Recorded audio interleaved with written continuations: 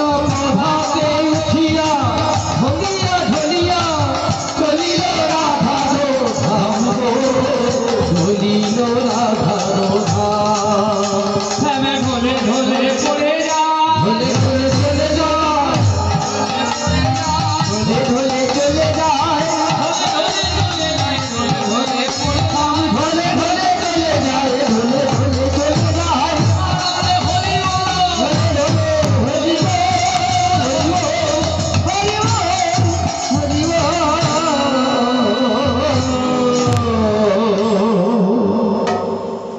পদকবি কলম লিখছেন শ্যামসুন্দর আমার যে যাচ্ছেন রাধার ঘরে, চন্দ্রাবলীর ঘর থেকে রাধার ঘরে যাচ্ছে, যাওয়ার ভঙ্গিমাটা কেমন? পদকবি কলম লিখছেন, বলে উমত ঝুমত গিরত পড়ত ধরণী ধরত খোল, মদন মূরতি উপজিল রতি সোনার কমলে জোর। এগুলো তো ব্রজবুলি ভাষা, শাস্ত্রকার ব্রজবুলি ভাষাতে বলছে উমত ঝুমত মানে ঝুমকে ঝুমকে একবার করে উঠছে, একবার করে পড়ছে, আবার একবার করে পড়ছে, একবার করে উঠছে। উমত ঝুমত গিরত পড়ত, পড়ছে আর উঠছে, চোখ বসতে বসতে টলতে টলতে চলেছে রাধার ঘরে। আর এখানে রাধারানী একেবারে ললিতা। ও বিশাখা, ও ললিতা, বলে কি হয়েছে? একবার বাইরে গিয়ে দেখ না আমার প্রাণবধূ আসছে কিনা, এত কেন বিলম্ব হচ্ছে? ললিতা কুঞ্জের বাইরে বেরিয়ে এসে চারপাশটা একবার ভালো করে দেখে নিল, ভালো করে দেখে নিয়ে ফিরে গিয়ে বলছে, ওগো রাধে, তোর প্রাণবধূ এখনো আসেনি। কি বললি ললিতা? আমার প্রাণবধূ এখনো আসেনি? বলে না, কাউকে দেখতে পাচ্ছি না। রাধারানী অঝোর ধারায় কাঁদছে লাগলেন। শ্যামসুন্দর আসেনি, কথা দিয়ে কথা রাখেনি, তাই অঝোর ধারায় কাঁদছে রাধারানী। আর কেঁদে কেঁদে বলছে, ওরে সখী, কি বা পুরা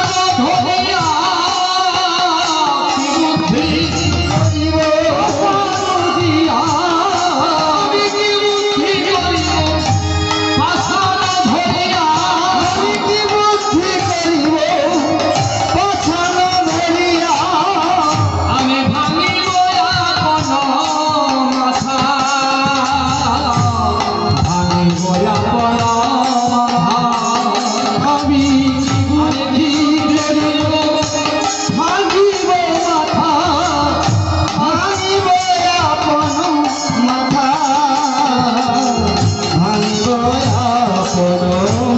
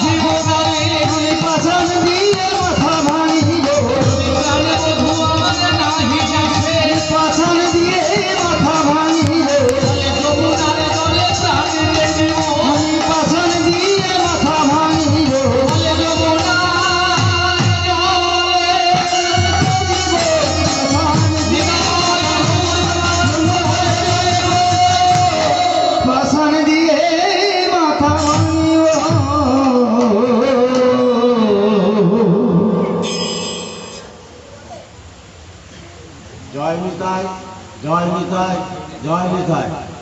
এই অন্ধকার নগরীতে উদয়স্ত নাম উপলক্ষে প্রশান্ত মহাশয় লীলাকীর্তনটি যেভাবে করে তুলেছেন বসন্তরা গ্রামবাসী জগন্নাথ সরকার, উনি 20 টাকা ওনাকে উৎসাহিত করলেন।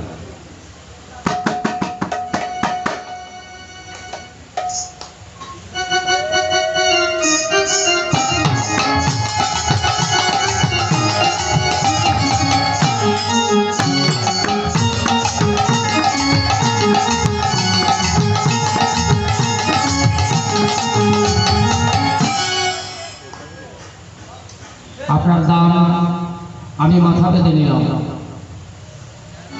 গোবিন্দের কাছে প্রার্থনা করি, আমি জানি না আমার জীবনে কোনো পুণ্য ফল আছে কিনা। যদি কিছুমাত্র পুণ্য করে থাকি, সেই পুণ্য ফলের বলে আমি সাক্ষাৎ গোবিন্দের কাছে প্রার্থনা করব যে আপনাদের যেন কৃষ্ণ প্রেম, কৃষ্ণ ভক্তি জাগরিত হয়। এই বিশ্ব জগতে আমাদের সব আছে, সব আছে, অভাব কিচ্ছু নেই, শুধু একটা জিনিসের অভাব আছে। কিসের জন্য? ভাবের অভাব। ভাবের অভাব, ভাব নেই, কৃষ্ণ প্রেম নেই, বাকি সব আছে। তাই গোবিন্দ যেন প্রত্যেককে কৃষ্ণ প্রেম ভক্তি দান করেন। নিতাই গৌর প্রেমানন্দে কৃষ্ণ কৃষ্ণ শ্রী কৃষ্ণ কৃষ্ণ বিনা কিছু না, কৃষ্ণ নাম সুধা কৃষ্ণেরই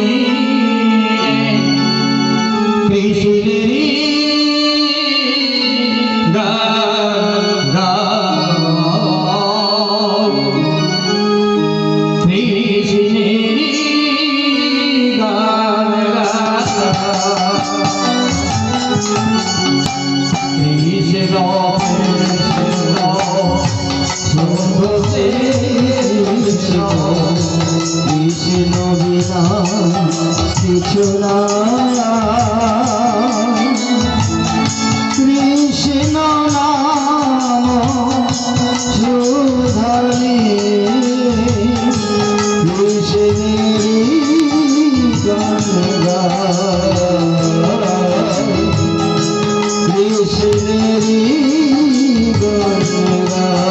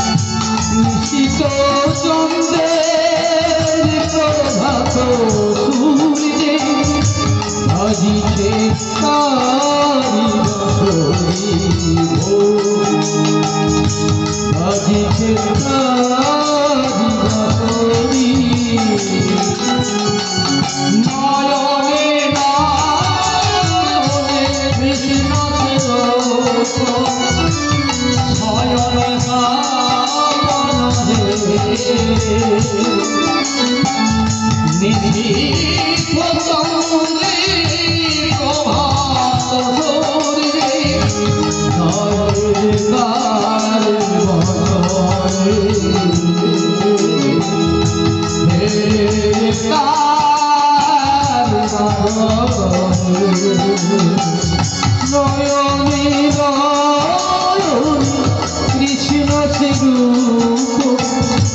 স্বয়ং স্বপ্নে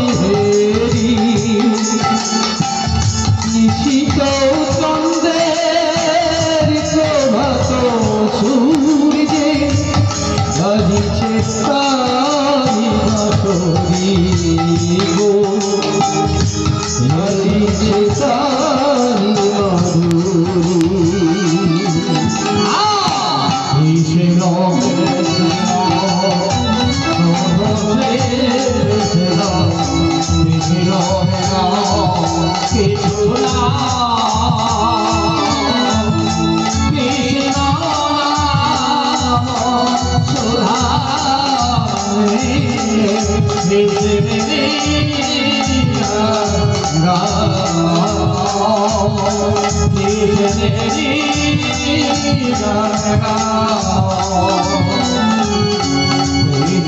মাধুরী কৃষ্ণ কৃষ্ণ বিনা কিছু না কৃষ্ণ নাম সুধারি কৃষ্ণেরই গান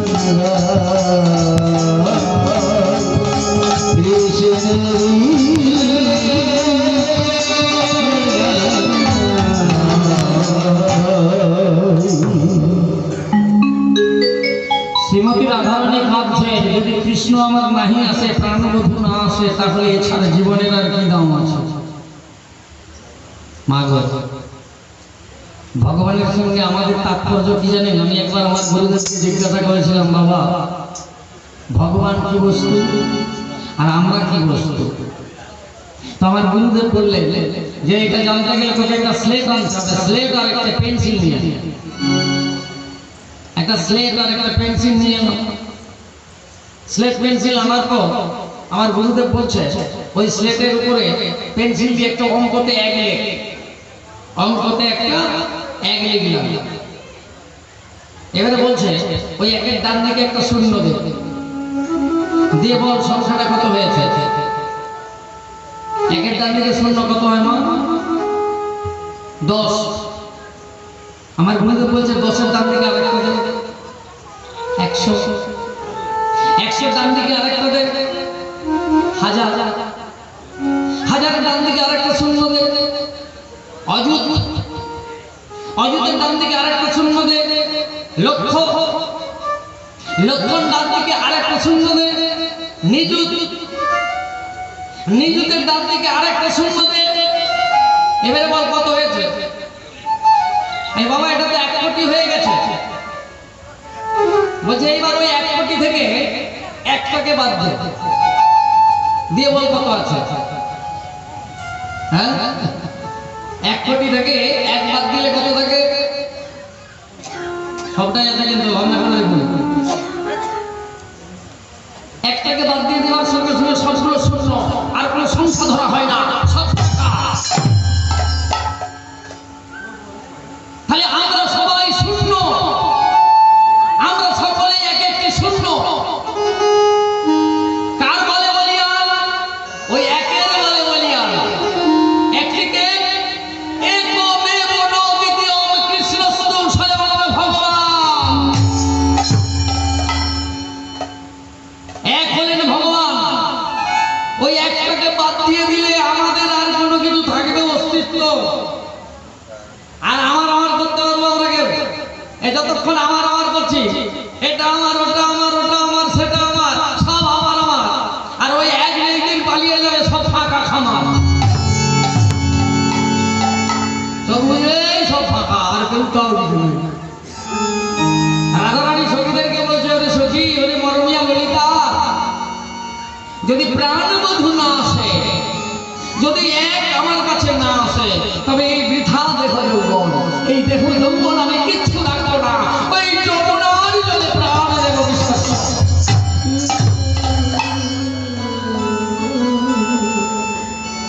রাধারানী আমার ভাবছে প্রাণবধূর কথা দিয়ে কথা রাখেনি। মুরলীর ধনে করে দাঁড়িয়েছিল, আজকে আসবে কিন্তু আসেনি। নিশি প্রভাত হয়ে আসছে, সারা রাত্রি কেটে যাচ্ছে। রাধারানী আবার কেঁদে কেঁদে বলছে ওরে ললিতা, ওরে সখী, ওরে বিশাখা, ওরে চিত্রা, ওরে চন্দ্রলতা,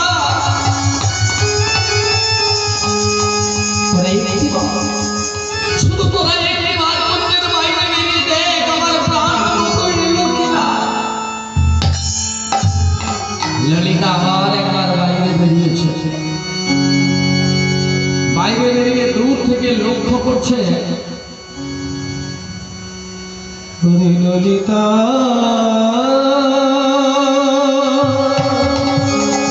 একজন আসছে,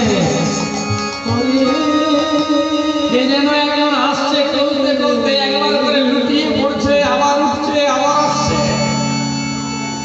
তবে কি এটা আমাদের প্রাণ বলল? তবে কি আমাদের এটা সখা, কৃষ্ণ সখা? ললিতা দরজা থেকে দাঁড়িয়ে রইল। শ্যামসুন্দর আমার চোখ ঘষতে ঘষতে ঘষতে ঘষতে এসে দাঁড়িয়েছে দরজা। দরজায় দাঁড়িয়ে এবার চোখ খুলে দেখছে ললিতা ঘিরে দাঁড়িয়ে রয়েছে। শ্যামসুন্দর আমার বলছেন, ওরে ললিতা, ললিতা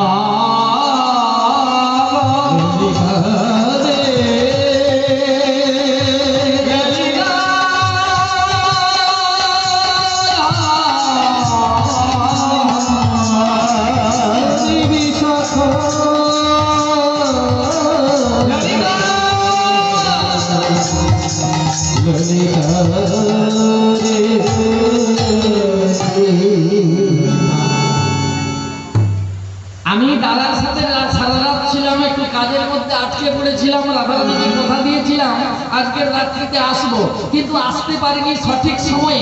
কিন্তু যেহেতু আমি কথা দিয়েছি, ভোরের দিকে এসেছি। তুমি একবার দরজাটা ছাড়ো, আমি ভেতরে গিয়ে তোমাদের রাধারানীর সাথে একবার দেখা করেই চলে যাবো। বিশ্বাস করো, আমি বেশিক্ষণ থাকবো না। ললিতা বলে, শ্যামসুন্দর, তোমাকে তো ভেতরে যেতে দেওয়া যাবে না। বলে, কেন? ভেতরে যাওয়া যাবে না। বলে, কেন যাওয়া যাবে না? বলে, শোনো। ললিতা বলছে শ্যামসুন্দরকে, বলে, শোনো শ্যাম, তুমি যাও যাও, ফিরে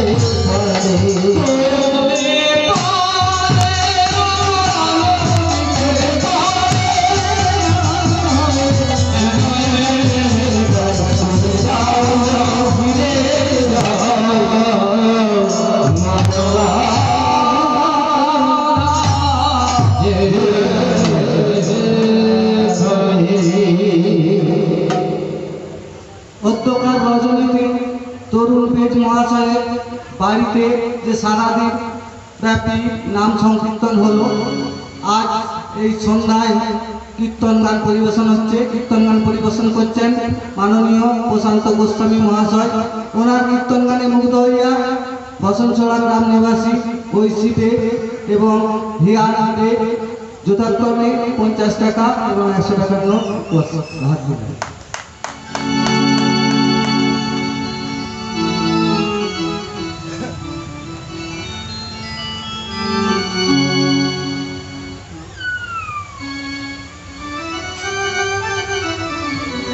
আপনাদের প্রত্যেকের আশীর্বাদ, প্রত্যেকের দান আমি মাথা পেতে নিচ্ছি। শুধু আপনারা দুহাত ভরে আমাকে আশীর্বাদ করুন। আমি যেটার জন্য দেশে বিদেশে ঘুরছি, যেটার জন্য আমার বাবা মা আমাকে এই পথে ঠেলে পাঠিয়ে দিয়েছে, যেটার জন্য, সেটা হচ্ছে ভক্ত পদরজ, ভক্তের কৃপা, ভক্তের আশীর্বাদ। আমি যত দেশে বিদেশে যাই, প্রত্যেক জায়গাতেই বলি ভক্তদেরকে আপনারা সকলে মিলে আমাকে আশীর্বাদ করুন। কারণ আপনাদের আশীর্বাদ আমার কাজে লাগবে। কখন জানেন? যখন এই পৃথিবী ছেড়ে যাব, যখন আমি এই পৃথিবীর ভবলীলা সার্থক করে আমার নিজের ঘরে ফিরে যাব, তখন আপনাদের আশীর্বাদ, ভক্তদের কৃপা, ভক্ত পদরজ আমার যাওয়ার পথটাকে সুদৃঢ় করে দেবে, গোবিন্দের কাছে পৌঁছানোর জন্য সহজ পথটা সহজ করে দেবে। তাই আপনাদের আশীর্বাদ, আপনাদের দান আমি মাথায় পেতে নিচ্ছি। নিতাই গৌর প্রেমানন্দে, হরি হরি বল। কৃষ্ণ কেশব কৃষ্ণ কেশব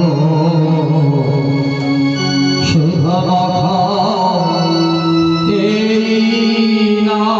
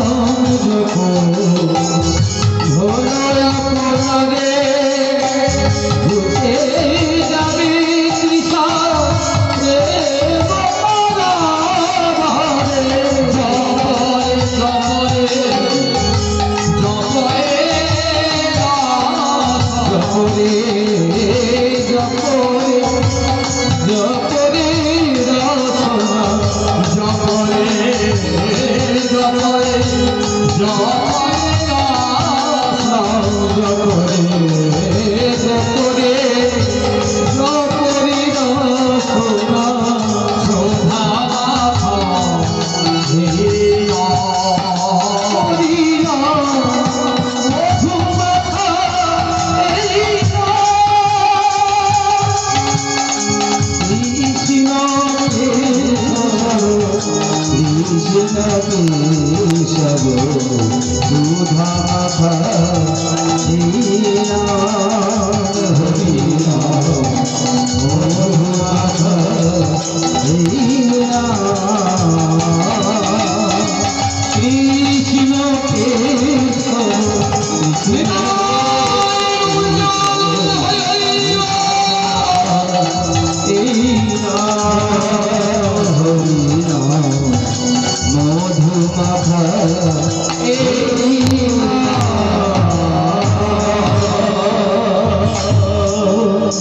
ললিতা বলছে স্যার তুমি ফিরে যাও। বলে কেন? গত রাত্রি যে রমণীর সঙ্গে রাত কাটিয়েছ তুমি তার কাছে ফিরে যাও। শ্যামসুন্দর বলছে ললিতা দেখো তুমি আমাকে আর যাই বলো না কেন, আমার চরিত্র নিয়ে কথা বলো। আমার চরিত্রে কোনো দোষ নেই, আর আমি তোমাদের রাধারানী ছাড়া অন্য কোন রমণীর সঙ্গে কখনো রাত কাটাইনি। বিশ্বাস করো? ললিতা বলছে শ্যামসুন্দর এতদিন জানতাম তুমি ছলনা হয়, আবার আজকে ভাবছি তুমি দেখছি তুমি পুরো মিথ্যা বলছো। বলে মিথ্যা বলো? হ্যাঁ, তুমি যে গতকাল রাত্রিতে অন্য কোন রমণীর সঙ্গে নিশি যাপন করেছ সেটা যে তোমার শরীরে একেবারে দাউ দাউ করছে কিছু লক্ষণ।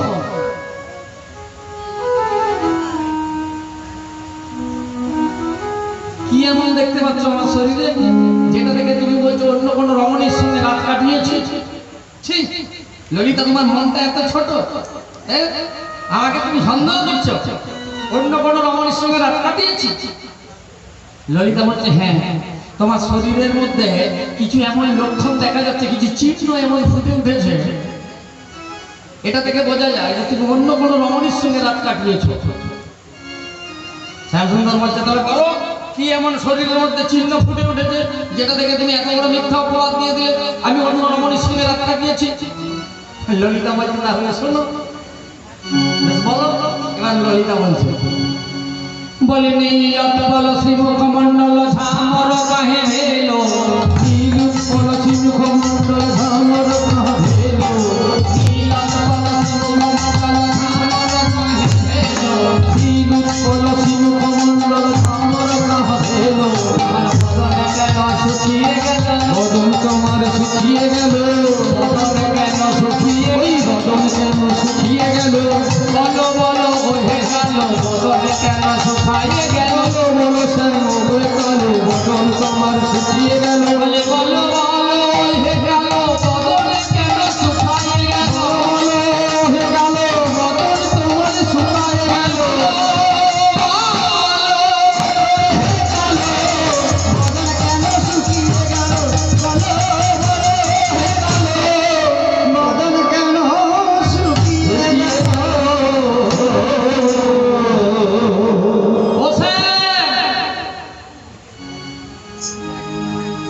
ছোটবেলা থেকে তোমাকে তোমরা দেখছি তোমার বদনটি পাকা আমের মতন টুসটুসা থাকে। ছোটবেলা থেকে দেখছি তোমার বদনটি পাকা আমের মতন টুসটুসে থাকে। বলে আজকেও তো তাই আছে? বলে না। বলে আজকে কেমন দেখাচ্ছে? ওই আমকে কেটে শুকনা করলে যেমন আম শুটকি হয়ে যায়, তোমার মুখটা পুরো একবারে আম শুটকির মতো হয়ে যায়। তখন শ্যামসুন্দর আমার বলছে ললিতা আমার এই বদলটা শুকিয়ে শুকনো বাংলা হয়ে গেছে বলে বলছো? বিশ্বাস করো আমি অন্য কোনো রমণীর মধ্যে বেশি যাপন করিনি। বলে তাহলে বদলটা কেন শুকিয়ে গেছে? বলে শোনো কেন শুকিয়ে গেছে জানো? বলে মদন জরে তনু তাতল জাগর নিশি মদন জরে তনু তাতল জাগর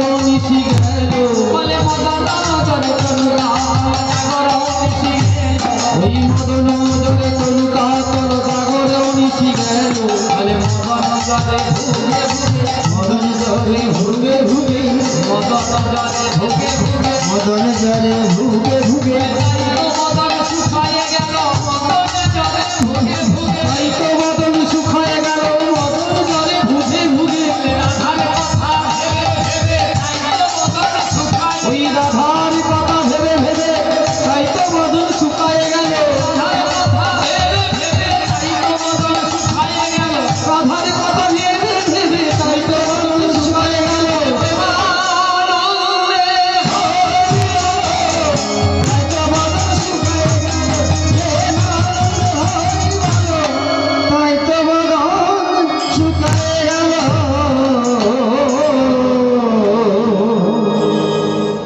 মদন জলে তনু তাতল জাগর নিশি গেল। শ্যামসুন্দর উত্তর দিচ্ছে ললিতাকে, ললিতা আমার মুখটা কেন শুকনা পাঙ্গা লাগছে? বলে কেন? মদন রথ হয়েছিল। বলে মদন রথটা হলো কেন? ওই যে তোমাদের রাধার কথা ভেবে ভেবে ভেবে ভেবে চিন্তা করে আমার মুখটা শুকিয়ে গেল। তাহলে ও তুমি তাহলে আমাদের রাধার কথা ভাবো। বলে ভাববো না, আমি ছাড়া আর কে ভাববো?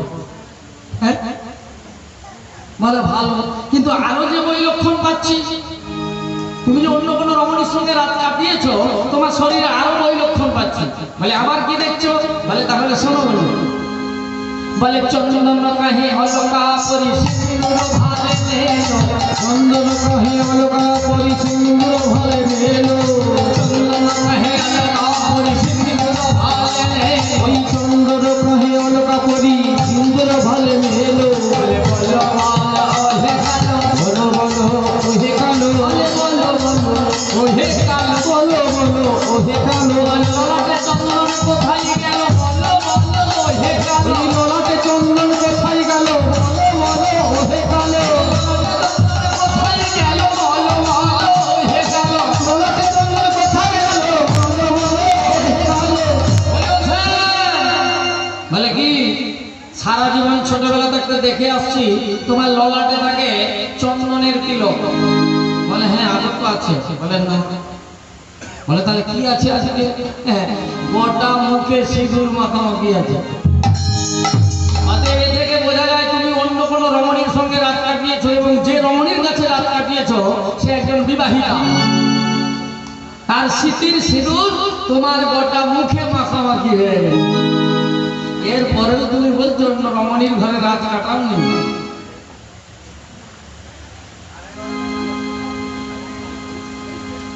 চন্দ্রমণির সিঁদুরটা গোটা মুখে মাখামাখি, কিন্তু ললিতাকে তো জানানো চলবে না, ধরাতে আসবে না। তাই শ্যামসুন্দর বলছে, ও ললিতা আমার এই মুখের সিঁদুরটা দেখে বলছো? আরে বাবা এটা কোনো নারীর সিঁদুর নয়। বলে তাহলে সিঁদুরটা এলো কোথা থেকে? বলে শোনো, গতকাল রাত্রিতে আমি আর আমার দাদা দুজনে মিলে গিরি গোবর্ধনে দুর্গা পূজা করেছিলাম। তাই আমার শ্যামসুন্দর বলছে, বলে গিরি গোবর্ধনে গৌরীকে সেবি সিন্দুর ভালে নেলো, গিরি গোবর্ধন গৌরীকে সেবি সিন্দুর ভালে মেলো বলে গিরি গোবর্ধনে গৌরীকে সেবি সিন্দুর ভালে নেলো, ওই গিরি গোবর্ধনে সিন্দুর ভালে মেলো বলে দুর্গা পূজা করেছিলাম, দুর্গা পূজা করেছিলাম আমি দুর্গা পূজা করেছিলাম, দুর্গা পূজা করেছিলাম মায়ের সিঁদুর লাগে নিলাম, দুর্গা পূজা ওই করেছিলাম, মায়ের সিঁদুর ললাটে নিলাম দুর্গা পূজা করেছিলাম রাত্রে পূজা করেছিলাম, তাই তো সিঁদুর লাগে হরি নিলাম। হরি হরি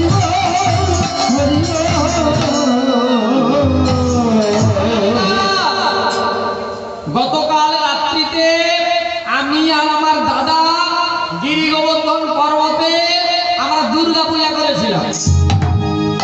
আর তুমি তো জানো মাদ্রি পুজো করলে মায়ের সিঁদুর কপালে নিতে হয়, তাই নিয়েছিলাম। আর ঘুমের ঘরে চোখ ঘষতে গিয়ে ওই মায়ের সিঁদুরটা গোটা মুখে মাখামাখি হয়ে গেল। আর শুধু শুধু তুমি আমাকে অপবাদ দিচ্ছ যে আমি অন্য কোনো বিবাহিতা রমণীর সঙ্গে রাত কাটিয়েছি। ছি ছি ছি, এত ছোট মন তোমার, আমাকেও অপবাদ দিচ্ছ। ললিতা ভাবছি আমি এক এক করে বলছি আর এক এক করে কাটিয়ে দিচ্ছি। আবার ভালো করে দেহটা দেখে দেখে নিয়ে বলছে শ্যামসুন্দর আবার একটা বৈলক্ষণ পেয়েছি। তুমি যে অন্য কোনো রমণীর সঙ্গে রাত কাটিয়েছো তার চিহ্ন ফুটে উঠেছে যে জায়গায় কষ্ট সব। বলে আবার কি দেখতে পাচ্ছ? বলে বলবো, বলে বলো। হ্যাঁ বলে নখনির ঘট ক্ষত বক্ষসি দেহল কোন নারী, নখনির ঘট ক্ষত বক্ষত দেহল কোন নারী, বলে নখনির ঘট ক্ষত বক্ষসি দেহল কোন নারী, নখনির ঘট ক্ষত বক্ষত দেহল কোন নারী। কেন নখা ঘাতের চিহ্ন হেরি, নখা ঘাতের চিহ্ন হেরি, নখা ঘাতের চিহ্ন, নখা ঘাতের চিহ্ন হেরি। বলো বলো এ হরি নখা ঘাতের চিহ্ন হেরি, বলো হে হরি নখা ঘাতের চিহ্ন হেরি। বলো বলো এ হরি নখা ঘাতের চিহ্ন হেরি।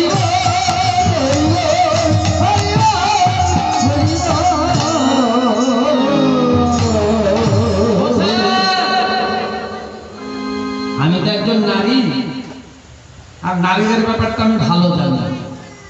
এখনকার মেয়েরা ওই আঙুলে নেল পালিশ করার জন্য নখগুলোকে একটু বড় বড় রাখে। নখ পালিশ নখ পালিশ করার জন্য হাতের নখগুলোকে একটু বড় বড় রাখে। নখ পালিশ লেগে রং বেরঙের নেল পালিশ করে বেশ কালার দেখাবে, সাজবে। আর তুমি গতকাল রাত্রিতে যে রমণীর কাছে ছিলে তার হাতের নখগুলো একটু বড় বড় ছিল। অনেকদিন পর তোমাকে পেয়েছে, জড়িয়ে ধরে আদর করতে গিয়ে তার হাতের নখে গোটা দেহটা চেরা চেরি হয়ে গেছে। এবার শ্যামসুন্দর দেহটা দেখে সত্যি গোটা জ্বালাজালি করছে। তোমরা বলতে একটা নখে করে ঘিয়েছে গোটা, মানে নখে করে চেয়ে নি আদর করতে গিয়ে লেগে গেছে। বড় বড় ইচ্ছা করে চেয়ে দিলে। শ্যামসুন্দর ভাবছে কিন্তু তো ললিতাকে ধরা দেওয়া চলবে না। তখন শ্যামসুন্দর বলছে, ললিতা এই যে আমার দেহের দাগ ফলে এইটা নখের চিহ্ন দেখছো? সেগুলো নখের দাগ? তাহলে কিসের দাগ? তাহলে শোনো, গতকাল গোচারণে গিয়ে আমার সেই ধবলি গাভীর একটি শ্যামলী বাছুরি হারিয়ে গিয়েছে।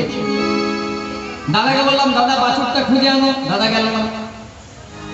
শ্রীরামকে বললাম, সুদামকে বললাম, কেউ গেল না। এখন পাছে মা বকাবকি করে, তাই আমার বাছুর আমি নিজেই খোঁজার জন্য গভীর কাননে প্রবেশ করি। বাছুরটা তো খুঁজতে হবে। আর সেই বাছুর খোঁজার জন্য যখন গভীর বনে প্রবেশ করলাম, বনে তো কি থাকে জানো, নানা রকমের কাঁটা গাছ আছে। সেই বনে কাঁটা গাছে আমার গোটা গায়ে ফেলে। তাই শোনো ললিতা, বলে কণ্ঠকে তোর ক্ষত বক্ষ তুহে গড়ইতে গৌরী, কণ্ঠকে তোর মত বক্ষ তুই কেবল গৌরী, বলে কণ্ঠকে তোর ক্ষত বক্ষ তুহে গড়ইতে গৌরী, কণ্ঠকে তোর ক্ষত বক্ষ তুই কেবল গৌরী। আমি বাছুরি হারা করেছিলাম, বাছুরি হারা করেছিলাম, আমি বাছুরি হারা হয়েছিলাম, আমি বাছুর হারা হয়েছিলাম, গভীর কাননে করেছিলাম, বাছুরি হারা করেছিলাম, গভীর বনে প্রবেশিলাম, বাছুর হারা হয়েছিলাম, গভীর বনে প্রবেশিলাম,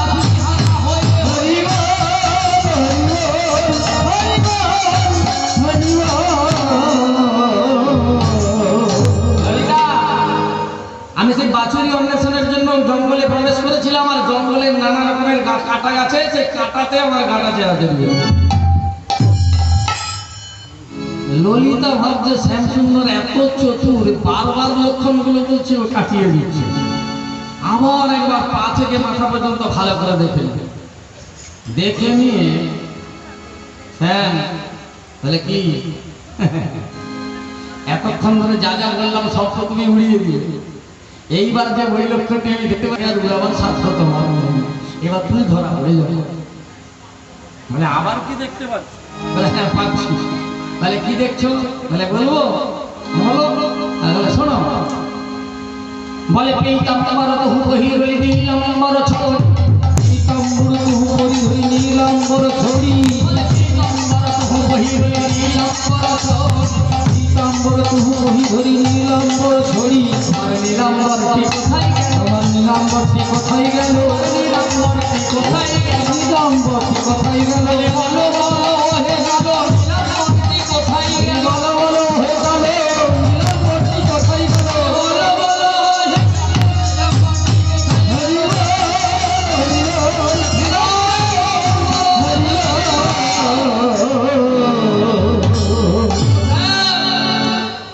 হে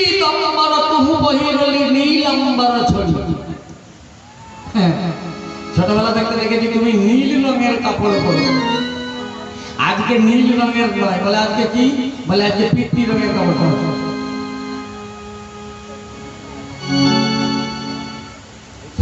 ভালো করে একবার দেখে নিয়ে বলছো ওই কাপড়টার কথা বলছো। শোনো ললিতা, গতকাল রাত্রিতে আমি আর আমার দাদা বলরাম গিরি গোবর্ধনে দুর্গা পূজা করে রাত্রিবেলায় একটা জায়গাতে দু ভাই শুয়ে পড়েছি। আর যখন ঘুমাতে যাই তখন দুজনের কাপড়, দাদা ভাইয়ের কাপড়টা একটা আলমারিতে তুলে রেখেছিলাম। তাড়াতাড়ি করে আসার সময় অন্ধকারে আমার কাপড়ের জায়গায় দাদার কাপড়টা পরে চলেছে। আর দাদা তো পিতৃ রঙের পরে, আমি নীল রঙের পরে দেখি হবে, এটা দাদার কাপড় ভুল করে পরে এসেছে। তখন এইবার ললিতা বলছে, এইবার বেটা তুমি ধরা পড়েছো, বারে বারে ঝুড়ি তুমি খেয়ে যাও ভাও। বলে শ্যামসুন্দ একবার ভালো করে তাকিয়ে দেখো। বলে তা দাদার শাড়ি না দিদির শাড়ি, দাদার শাড়ি না দিদির শাড়ি, দাদার শাড়ি না দিদির শাড়ি, দাদার শাড়ি না দিদির শাড়ি। বলে বলো বলো বংশীধারী, দাদার শাড়ি না দিদির শাড়ি, বলো বলো বংশীধারী, দাদার শাড়ি না দিদির শাড়ি, বলো বলো বংশীধারী, দাদার শাড়ি না দিদির শাড়ি, বলো বলো বংশীধারী, দাদার শাড়ি। হরি বল হরি বল। বলি ও স্যার ভালো করে তাকিয়ে দেখো, এটা দাদার শাড়ি না দিদির শাড়ি?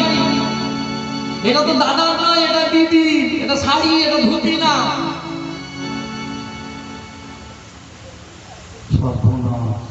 রাধিকা একই আল্লাতে তোলা ছিল চন্দ্রাবলীর কাপড়টা, দিদির কাপড়। অন্ধকারে চন্দ্রাবলী ঘুমিয়ে পড়ার পর আলো জ্বালানোর সুযোগ হয় না, অন্ধকারে ছিল, কাপড়টা পেরে নিয়ে চন্দ্রাবলীর কাপড়টা পরে চলে যায়।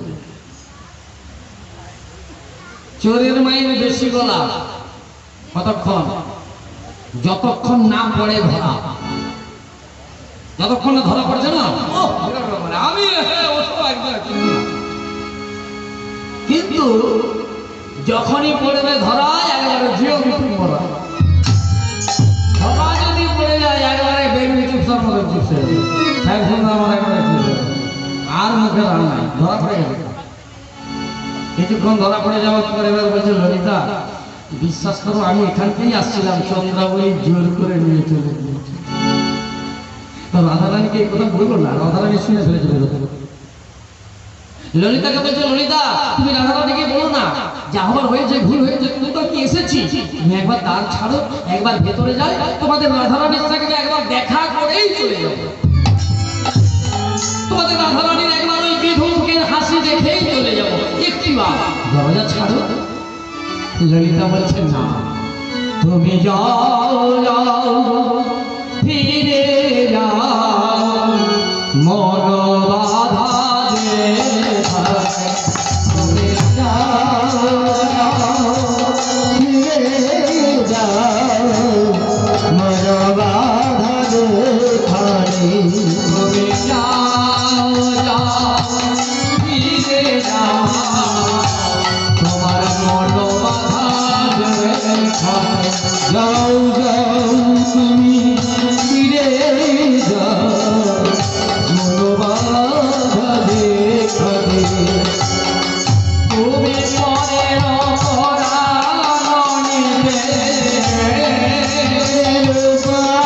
পরাণীতে, পরাণীতে, তুমি পরের পরাণীতে,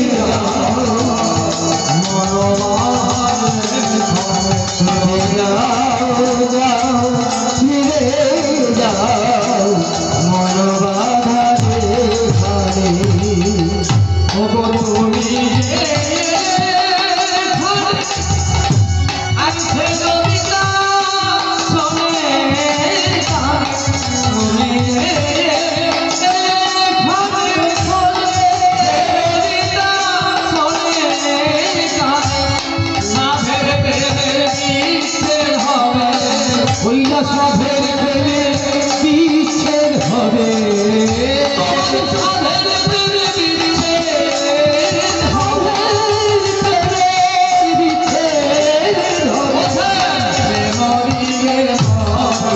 তুমি যাও যাও ফিরে যাও বাধা যে তুমি যাও যাও ফিরে যাও বাধা যে তুমি যাও যাও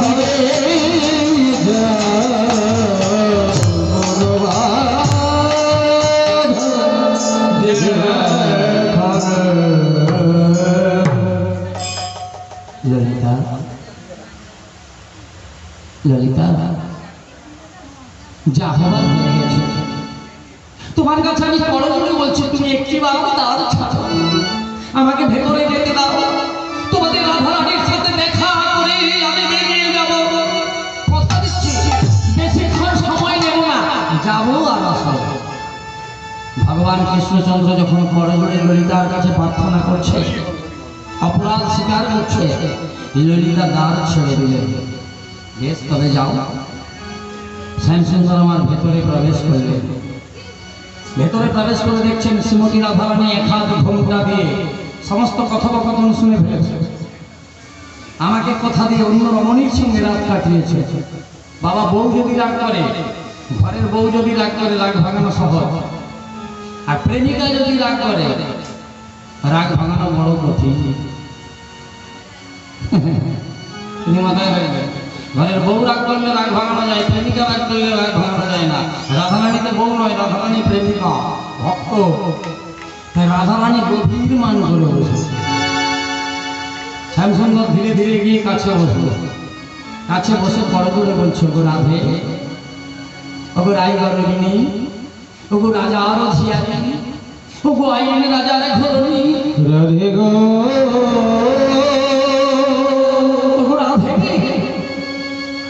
আমি জানি আমি বড় অপরাধ করেছি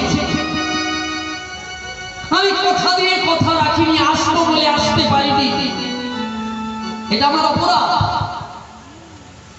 আমি তোমার কাছে অপরাধ স্বীকার করছি আমি তোমার কাছে ক্ষমা চাইছি আমি তোমার কাছে ক্ষমা পাচ্ছি তুমি আমাকে ক্ষমা করো তুমি তোমার মান ভঙ্গ করো একটিবার তোমার ওই বিধুমুখের হাসিটা আমায় দেখিয়ে দাও আমি তোমার ওই বিধুমুখের হাসি দেখে চলে যাব শুধু একটিবার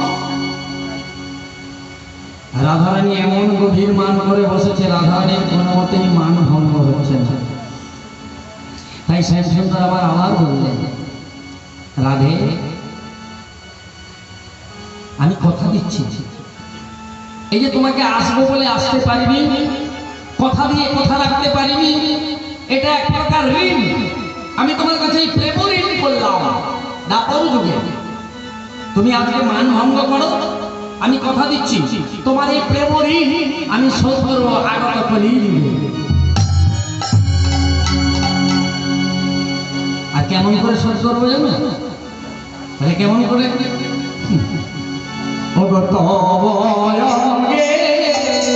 আমি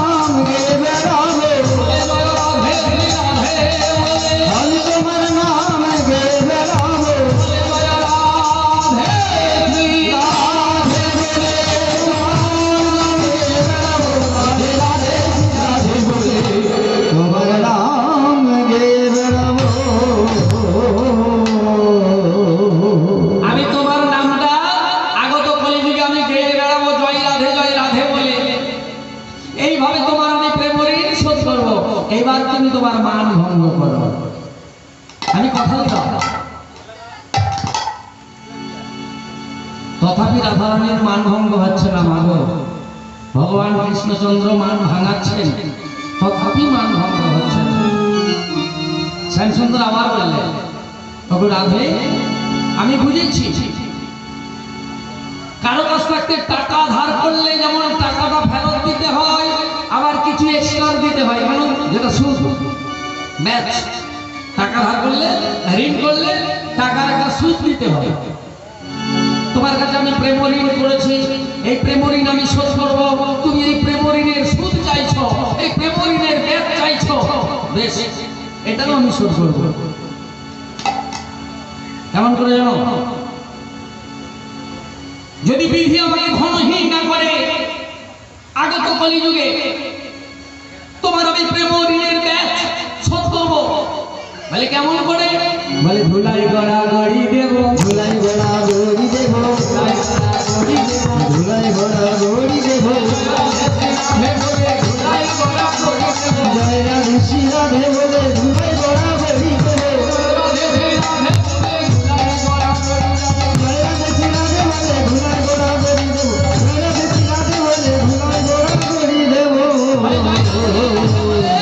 আমি ধুলাই গড়াগড়ি দেব। এইভাবে প্রেম ঋণ এবং প্রেম ঋণের সুদ আমি তোমার শোধ করে দেবো। তুমি এখন মান ভঙ্গ করো, আমাকে ক্ষমা করো। রাধারানীর তথাপি মান ভঙ্গ হচ্ছে না। গভীর মান ভাঙছে না। শ্যামসুন্দর আবার কিছুক্ষণ অপেক্ষা করে কাঁদতে কাঁদতে বলছে, ও রাধে